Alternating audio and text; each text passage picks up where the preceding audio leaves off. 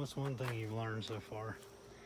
That whenever like this stuff gets wet, it really decreases the amount of soil whenever it gets wet. It doesn't decrease the amount of soil, it settles. Yeah. So you I need said to it put was a lot. Yeah.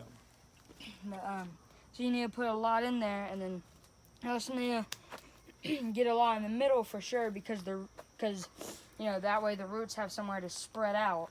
Yeah. And you usually need to have a lot of room so that all the roots don't get like knotted together, because that disturbs the plant's growing. Yeah.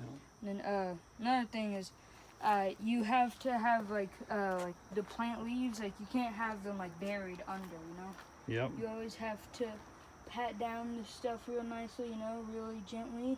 And you have to pack it all together, and and then you can stack them on. And what I do whenever like I have like really long leaves like this, it was super long, but I just like packed it like a few inches under, and then I just made it to where like it positions off.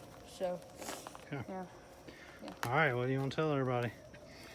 To subscribe and like and comment down below, and I hope that you all have a great day. All right, you heard it from me. Take care.